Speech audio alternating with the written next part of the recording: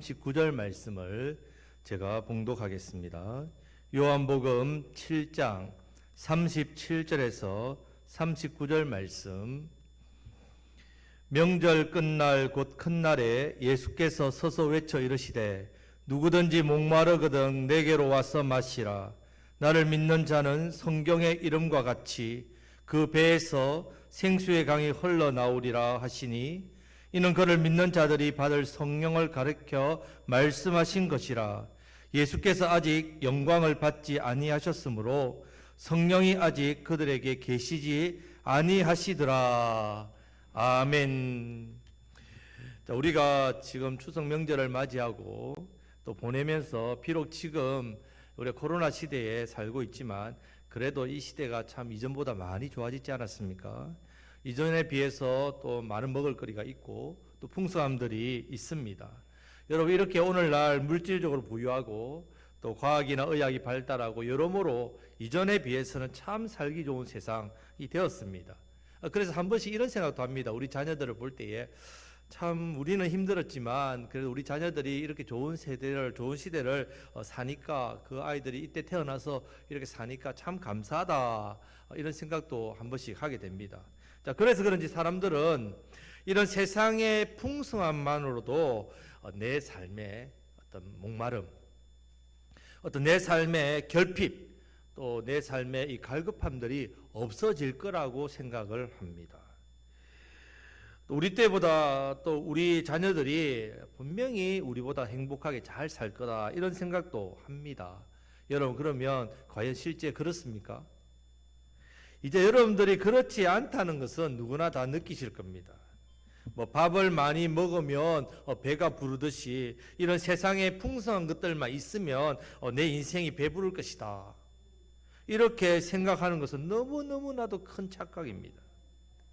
내 인생의 만족, 행복을 위해서 우리가 얼마나 많은 세상의 좋은 것들을 내 배에 채워 넣습니까? 내 배에 채워 넣으면 내게 만족이 오느냐? 만족은 고사하고 더 허기지고 더 목말라지고 더 빈곤해지는 것이 우리 인생의 모습입니다. 여러분, 오늘날 보십시오. 많은 사람들이 이 마음의 영양실조에 걸려 있다는 것, 우리 너무나도 잘 압니다. 오히려 이전보다 더 우울증이나 열등의식이나 죄책감이나 자괴감이나 좌절이나 낙심이나 인생이 참 허무하다, 이런 지나온 세월들을 돌아보면 참 가슴 아프고, 그런 어떤 모습들, 영혼이 참 많이 병들어 있다는 생각도 하게 됩니다. 여러분, 그렇기 때문에 우리가 이런 세상적인 어떤 풍요가 아무리 더 좋아진다 하더라도, 갈수록 의학이나 과학이 아무리 더 발달된다 하더라도 우리 인생의 기본적인 결핍이나 갈증, 이런 목마름과 빈곤함은요, 더하면 더했지 절대로 줄어들지 않는 것이 바로 우리 인생의 문제이고 우리 인생의 고통입니다. 지금 우리가 코로나 시대를 이렇게 지나고 있지만 참 우리가 이렇게 어제 주말부터 이렇게 명절 연휴를 보내고 있지 않습니까? 보통 이런 명절을 또 통해서도 나름대로 나의 인생의 어떤 결핍이나 또 어떤 인생의 목마름을 한번 채워보려고 하는 마음이 생깁니다. 그래서 우리가 가족을 만납니다. 또 함께 좋은 거 먹습니다. 서로 이야기를 하고 또 좋은 시간을 보내고 또 여행도 함께 가고, 이러다 보면 내 마음의 어떤 결핍이나 아니면 뭔지 모를 내 갈증이나 목마름, 이것이 뭔가 좀 이렇게 채워지지 않을까, 뭔가 해소되지 않을까 하는 기대하는 마음도 생긴다는 말입니다. 근데 여러분, 이상한 것이 명절을 보내고 나면 명절보다 더 마음이 허전합니다. 명절을 지내고 나면 몸도 피곤하지요. 마음도 힘듭니다. 그래서 명절 후유증이라는 말도 나오고, 어떤 경우는요, 명절 증후군 또 있습니다. 명절만 다가오면 없던 병이 막 생기고, 명절만 다가오면 막 스트레스가 되고, 여러분, 명절에 행복해야 되는데 오히려 이런 명절에 대한 부담감을 사람들이 많이 느낀단 말입니다. 성도인 우리라고 해서 세상 사람들하고 다른가, 이런 마음 우리도 느끼고 있다는 말입니다. 지금 명절을 여러분들 잘 지내고 계시고 또 명절을 또 이렇게 보내시겠지만, 반드시 여러분, 우리가 명절을 보내고 나면 우리 심령에, 우리 영혼에 공허함이나 허전함이 밀려오게 됩니다. 몸도 힘들고요, 마음도 허전하고 답답해지고 피곤해집니다. 이런 현상은요, 이상한 게 아닙니다. 이것이 바로 우리 인생의 모습이란 말입니다. 제가 지금 왜 이런 말씀을 계속 드리냐 하면요, 우리가 명절을 남들보다 더 알차게 보내고 가족들 안에서 더 풍성하게 보내고 또 우리가 남들보다 더 행복하게 잘 지낸다고 해서 내 영혼의 목마름, 내 인생의 갈급함이 채워지는 게 아니란 말입니다. 이것을 여러분 아셔야 됩니다. 그래서 이런 우리 인생을 아시고 지금 예수님께서 우리에게 뭐라고 말씀하시냐면 누구든지 목마르거든 내게로 와서 마시라. 나를 믿는 자는 성경의 이름과 같이 그 배에서 생수의 강이 흘러나오리라. 이 말씀을 선포하시는 겁니다. 얼마나 감사한지, 얼마나 감사한 말씀인지 모릅니다. 지금 예수님께서 이 말씀을 주실 때 그냥 쏟아내시는 게 아닙니다. 이 말씀을 듣고 있는 청중들이 누구인가? 이 말씀을 듣고 있는 그 당시의 사람들의 심리와 상태가 어떤지를 잘 아신다는 말이에요. 인생이 그들이 가지고 있는 지금 현재 마음, 인생의 어떤 문제를 너무나도 잘 알고 계시고 그래서 그때 제일 필요한 말씀을 하십니다.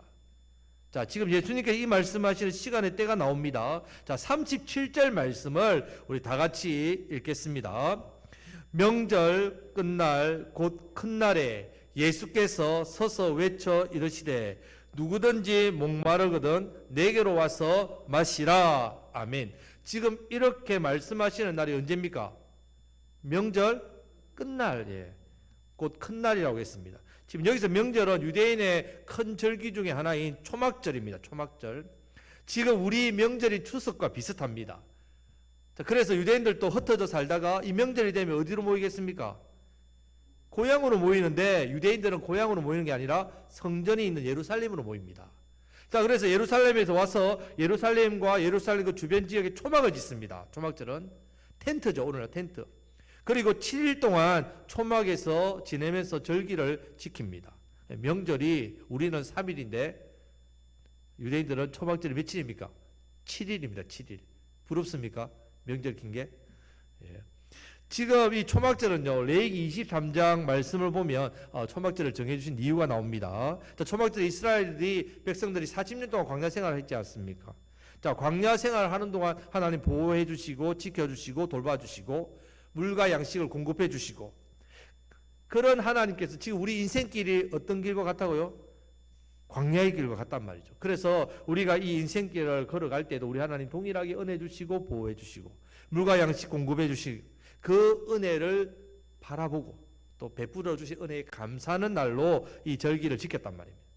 자, 이스라엘 지역은 굉장히 더운 지역입니다. 보통 기온이 40도 이상 올라가기도 하고요. 건조합니다. 그래서 물을 마시지 않으면 탈수 증상이 일어나기 때문에 늘 물통을 달고 다닙니다.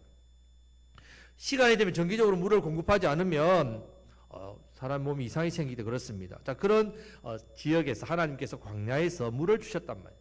먹을 것을 주셨습니다. 자, 그래서 초막절은 특별히 이 물을 주신 하나님께 감사하면서 한 가지 특별한 행사를 했습니다.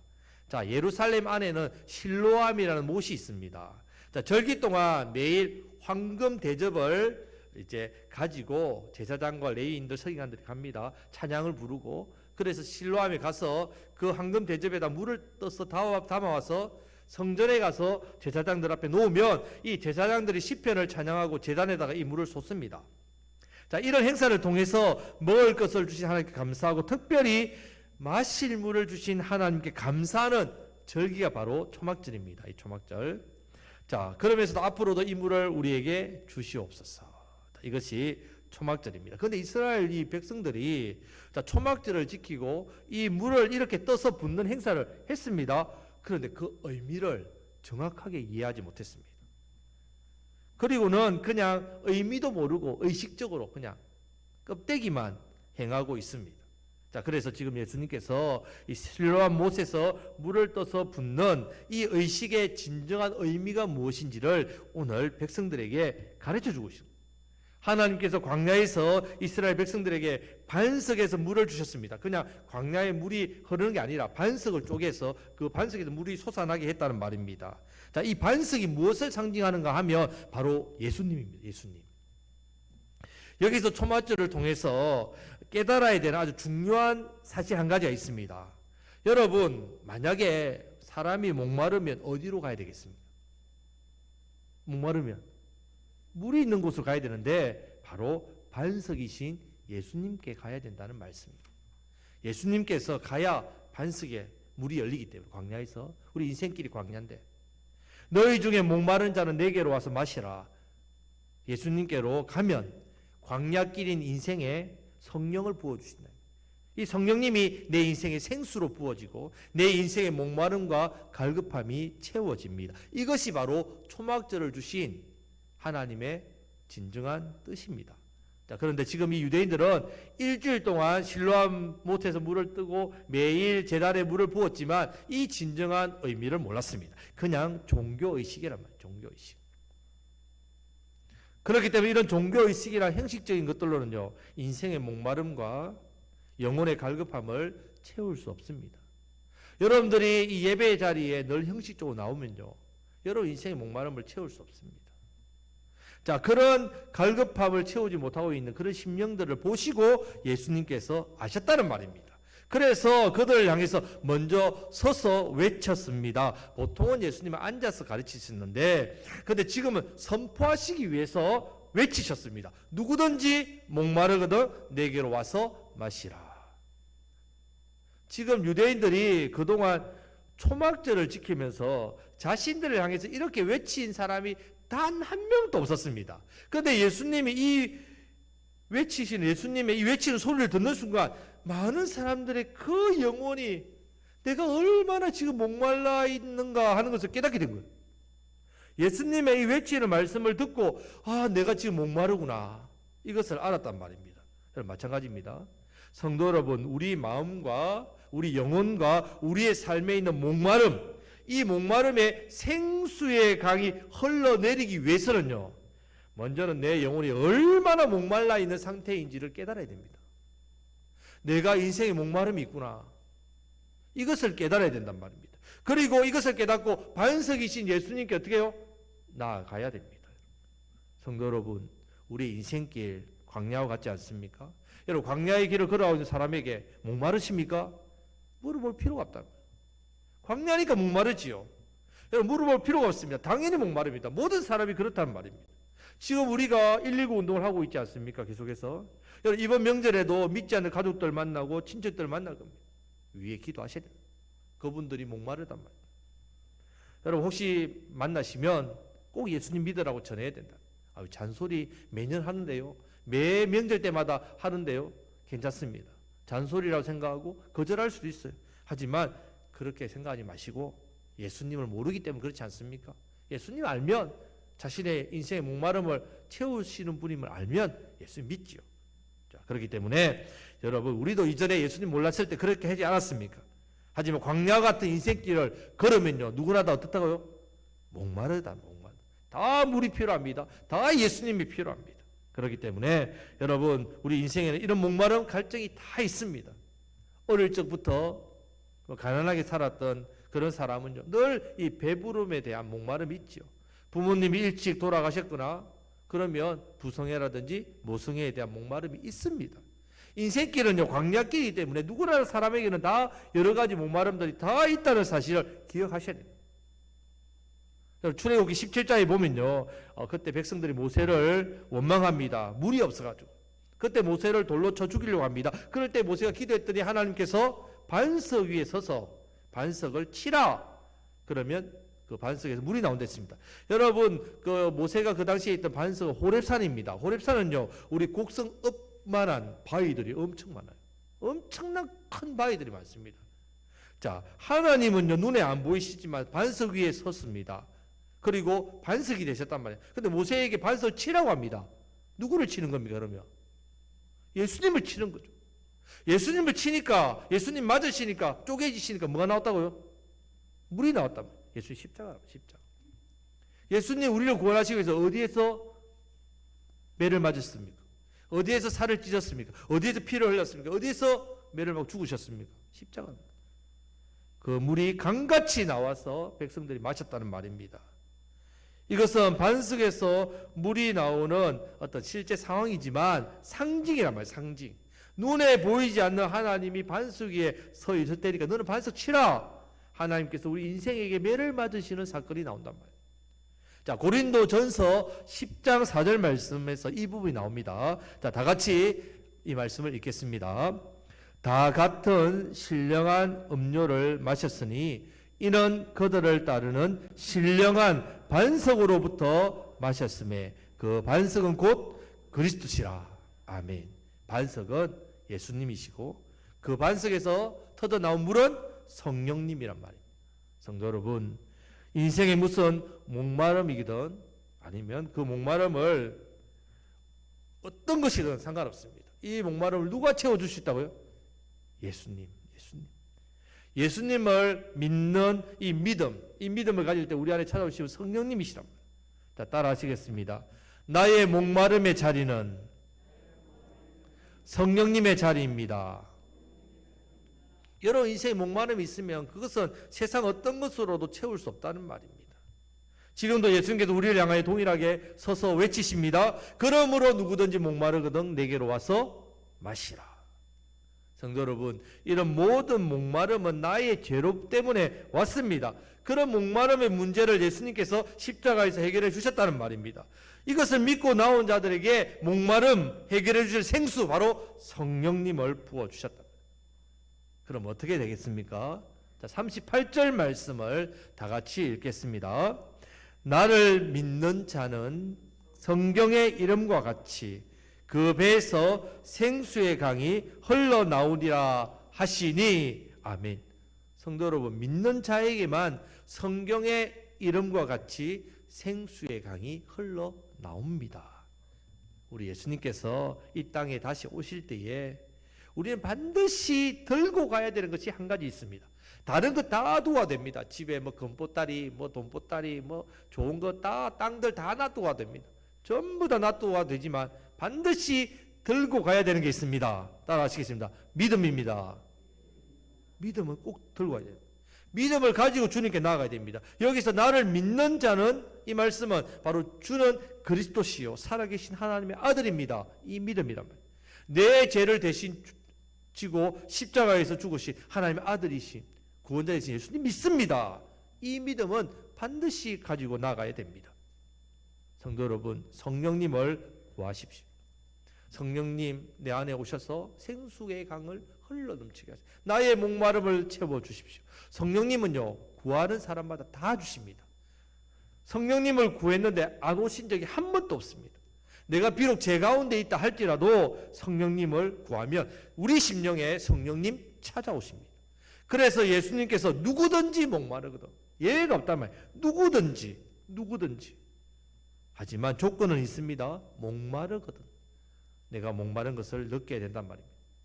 그리고 예수님께 나와야 됩니다. 성도 여러분, 지금 우리에게 이 목마름은 세상 그 무엇으로도 해결되지 않습니다.